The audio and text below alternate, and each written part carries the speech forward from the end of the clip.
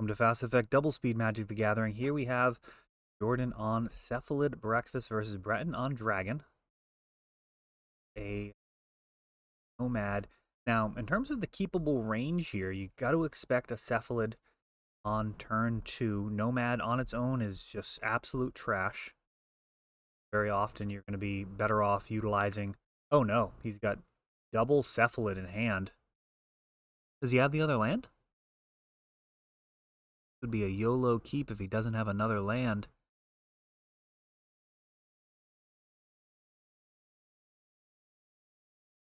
Grief takes a Brainstorm.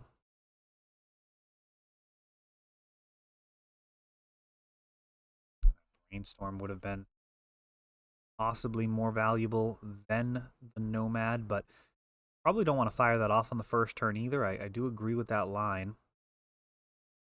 Potential of keeping the Brainstorm open in case of discard. The other side of that, just how wrong that can go. Now we've got Lotus Petal, along with the Gaia Reach. Got to pass the turn. He has it.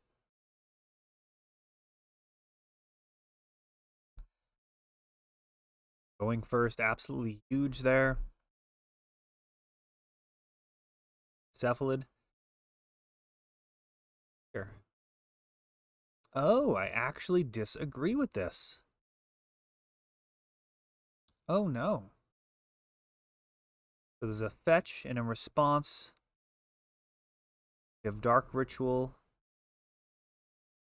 Tomb, and just activating Gaia Reach.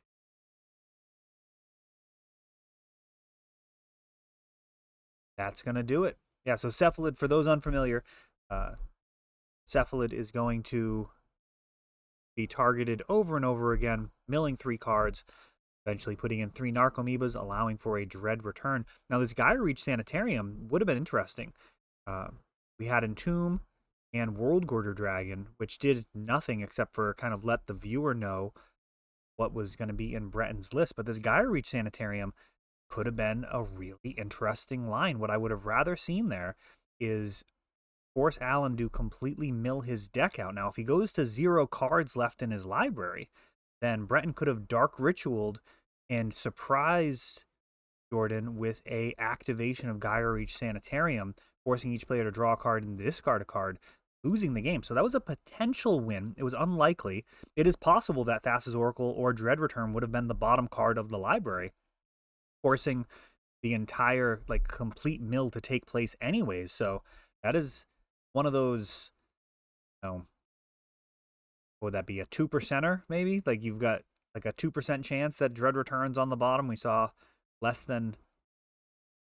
less than 50 cards, or about 50 cards left in the library, let's say. So that Singleton being on the bottom, if he has to mill all the way till he gets it, I mean, that actually would win. Better than just definitely losing. Those are some of my favorite interactions, which have a very, very small chance to win, and you have to stay focused and play super accurate and tight. That's just something to consider there. Probably. I mean, it might never come up again. It literally might never come up again, so I'm not sure how instructive it is other than kind of the thought process to it. Not the specifics of that example, but the thought process to it. Somebody pointed out on another video, for example, Gaia Reach Sanitarium being useful to mill your opponent out when they've got a Leovold with Worldgorder Dragon. Now, you can't draw and discard, so you end up having no hand, but you can still create a infinite draw where your opponent has to draw repeatedly, discard, and pull them right out of their deck. So that is possible. Now we have turn 1, Dark Ritual into Entomb.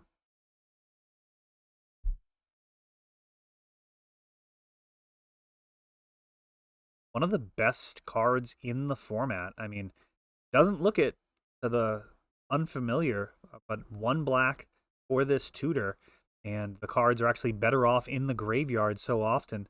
You have Gristlebrand coming in, drawing 7 cards, and this should do it. I mean, either 7 or 14 cards, either way, This is almost certainly over. Got Unmask already on a mull. And Unmask pitching Grief, that is not good news. Absolute trash hand here for Jordan. Thassa's Oracle, 3 lands, not where you want to be. The 2 on the bottom, I guess, were lands. Type of situation, you're certainly going to keep just 2 lands. Trying to maximize the potential with these 5-card hands. So this is a mess. Certainly going to go Breton's way.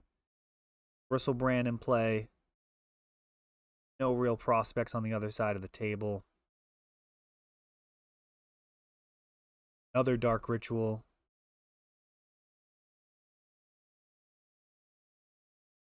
You just see World Gorger going into...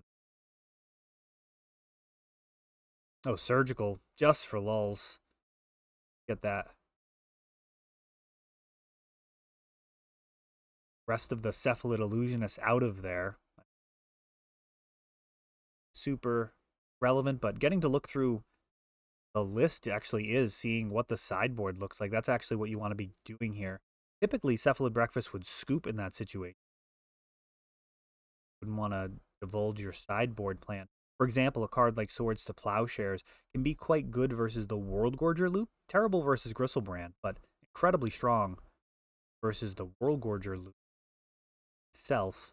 Now, granted, it doesn't do anything leading up until them attempting an Animate Dead or Dance of the Dead, but if you do destroy that World Gorger dragon in response to the loop, you end up bringing back all the permanents and then try and return the permanents before they've been exiled. So it kind of stacks up very poorly for your opponent. The triggers end up in the wrong order as he exiles, leaves the battlefield, forcing the return of the permanents, which haven't been removed yet, and then they get removed permanently after that. So actually looking at the World Gorger Dragon card while that happened. Brenton did use World Gorger there, perhaps get infinite mana.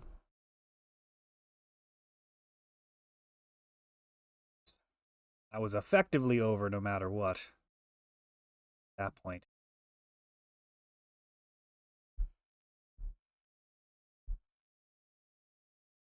Really throwing some bombs here. Turn 2 win, turn 1 win.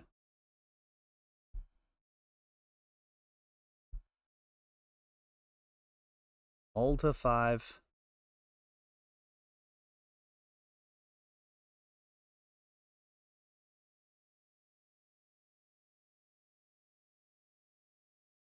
Not a keepable 5. Let me know what you think. I think you just keep mulling. I mean, you can win off of a 3-card hand. I think I just mull to like Dark Ritual, Entomb, land, Dark Ritual, Tomb, Reanimate. I guess I'd try and go to 4. Stopping at a bad 5 just hurts. There's plenty of 4-card hands that can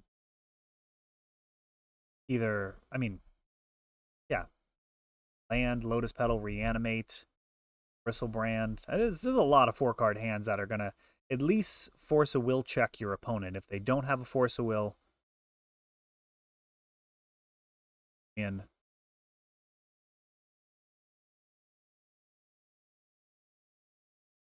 is kind of all you can ask for after that type of poor output from your deck. If you don't draw anything decent in 6 or 7, at that point, you're just so unlikely to win with a bad 5. Like, only 5 cards. They need to be really powerful.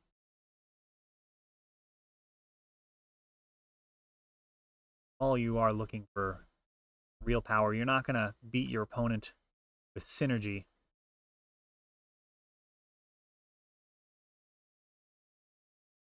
A mull to 5. It's going to be like straight up power winning the game.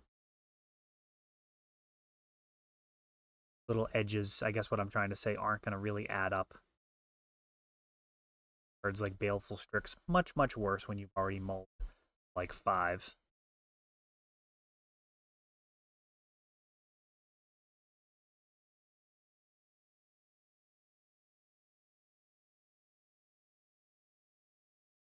Like a Surgical Extraction, not paying the mana.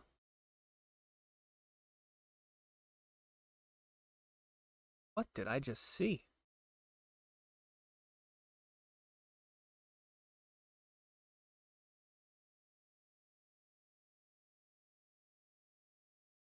Look like a Daze with mana open and not paying the 1. That's what that just looked like. That's got me perplexed. But the combo assembled yet again on the other side of the table for Cephalid Breakfast as Nomad and Cephalid go for another trip down victory lane together. This, I don't know. I mean, I've got a soft spot for the deck. I think it's the real deal. I think it is an actual contender.